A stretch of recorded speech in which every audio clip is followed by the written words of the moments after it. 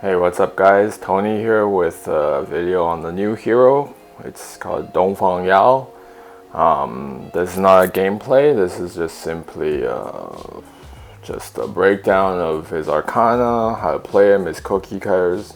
His hero is very complex, unfortunately not very strong, but I believe that what I'm going to talk about in this video is pretty much the standard way to play him now.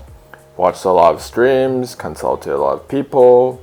Frankly, I've probably put in like 10-15 hours on understanding this hero. So what I say in this video is pretty much, it's good, it's really good content, and I put a lot of time to making this video, so I hope you guys enjoy it. So let's go over his spells really quickly. I mean, I've touched on them on other videos, but probably people will appreciate this. His S1 is just a spinny thing. You know, it's not much, it's very generic. It just, if there's someone close by, you can do a slash. And then his S2 will let him gap close in like a very weird left side, like this. And his ult will make him go back in time 2 seconds. So let's say I was walking down this road and then bam, I go back. And anyone along the way will take damage and on the destination. And it's magic damage, but it scales off of AD, so it's kind of cute. And the additional part of this thing is, if you take damage, like normally, like let's say, let's go here, you take damage, 50% of it you see is taken over time. And if you ult, you can delete this little thing. So you see I stopped taking damage, which is nice. And the thing that, you know, his passive, well, I don't know what his passive is, but anyways, the thing that combines his kit is if you use 3 spells,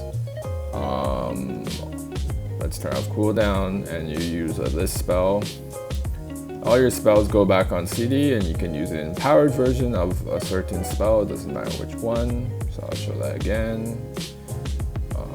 S2, and then you see it becomes empowered, and this version knocks up people.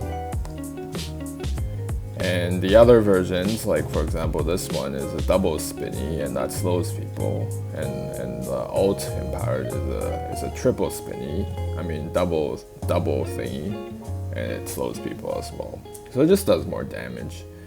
And of course you can do combos, like you can enter fights with 1 rage or 2 rage. Oh, also one more thing is when you have this little thing and then use a spell, then your next auto will be a small gap closer. It'll heal you and it'll do extra damage. So that's also nice. And his cooldowns are pretty short. You can imagine this is 7, this is 6. His ult is 10. With max CD it gets very short. So he's like a in and out hero, like kind of like Zephys, but not as much damage. Anything else I missed?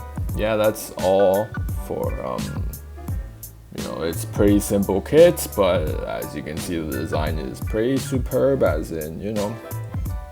And you can see that this little indicator on the ground is where he will fly back in time. So now it's showing this way, you know what I mean. So yeah, this hero is pretty good design. And now let's talk about the runes and arcana. So the first thing I'm going to talk about is there's 2 ways to play him. One is in side lane, and this is a side lane build. You want to buy the second item because it's like Crimson Odin's Banner in AoV. His ult will make him take less damage over time. So taking damage over time means it procs the Odin's Will multiple times, right? And you want to buy Rank Breaker because he's playing side lane, you need the CDR. And you buy that 5th item because it gives CDR. But you know, as usual, item builds are situational. And you don't want to buy the Stat Sickle because of his ult. So for Arcana, you want to take, you know, Indomitable. You want to take 64 Armor Pen. And you probably want to take 10 Gorilla, 10 attack speed, 10 move speed. But I'm not sure if you need to take some lifesteal. I haven't really decided on that yet. But on the red side, you want to go tanky because you're going top lane. You can't afford to go 100 armor pen. But I'm not 100% sure yet. But this seems like the best way to build on side lane. Maybe it'll change in the future. But you know, we'll see. And here we have his jungle build. The same concepts apply. We skip the rank breaker because we just buy the CDR boots, and we have enough. You know, it's the same ideas, but then you buy this. You buy the Last Whisper for armor pen. Also for top lane, maybe you also go CDR boots, but I don't know yet. But this seems pretty good for jungle. And then for Arcana, we want to go 100 armor pen, and we want to take you know, 5 attack speed and 5 lifesteal. The lifesteal is for clearing the jungle safely, and you take 100 armor pen because, you know, there's really not better choice. So here, let's get into the dirty stuff. So with your jungling or anything, you wanna spam your S1, right? So you wanna get to 2 rage before anything starts. So when you hit the first camp or whatever, then you'll have you get to S1, then you get to S1 again, so you kind of clear faster. I mean, it's pretty obvious, right? But you know, it doesn't matter if you're side lane or going to jungle. Always do this. So when you do it, it's a quick, you know, and then you do so much damage, right? Cool. So here's where the video gets pretty dirty. If you have no rage, but you should enter fights with a lot of rage ideally. But if you have no rage, the cookie cutter is 3-2A, 1-3A. And you see that you don't actually do so much damage, right? So, I mean, it's not ideal, but you still do 1500 damage. Most of it is from your ult. But you can see that 1500 damage level 4 is pathetic. So, I don't know, man. It's pretty scuffed, this hero. But anyways, you should enter fights with more rage, so this combo is usually not applicable. Next combo, which is pretty nice, is the 1 rage combo. It's 2-1-1-A-3.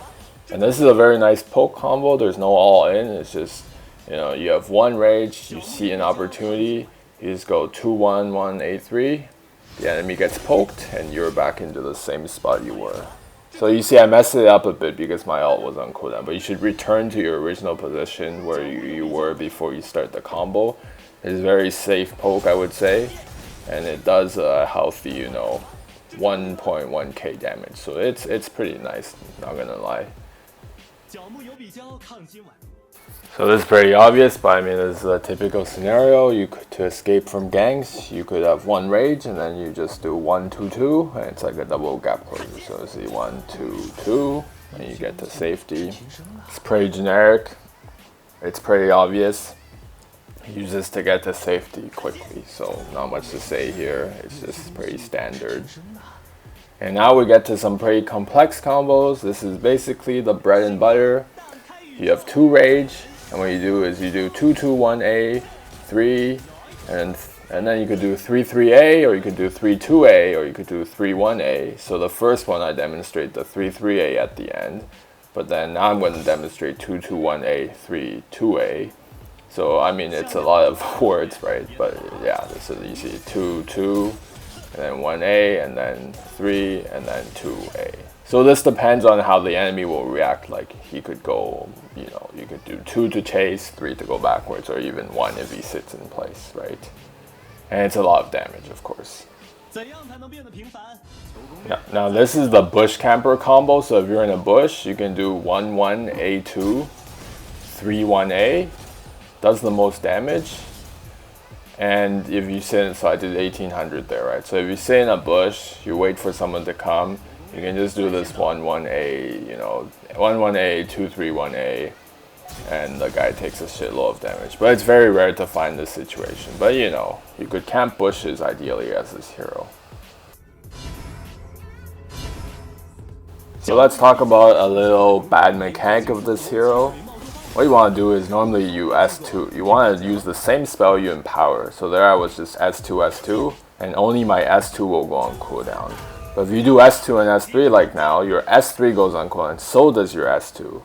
So what you want to do is if you have 2 rage, you always want to empower the same spell. So you do S2, S2, then your ult stays, off cooldown. But if like I show you here, you do S2, S3, your S3 goes on 15 seconds cooldown. So always empower the same spell you use. Finally, this is a trick that you can learn, is that your ult will reduce the damage you take, right? And so cleanse will also remove that thing. So you see that gray shield I have on me? So my ult removes that damage, my cleanse will remove that. So I can do this 4 times.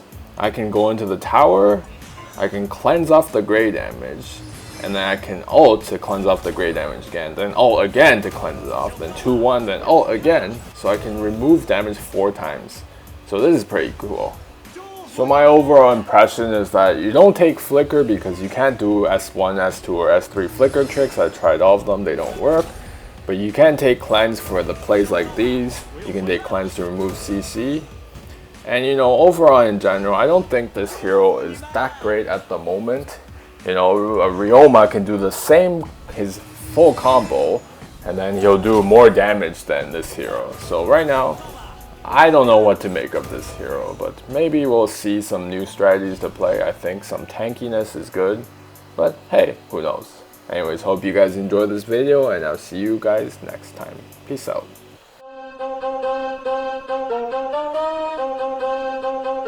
You got me, nigga? Yeah, here we go. All right. Yeah? Yes, yeah. Yeah, okay.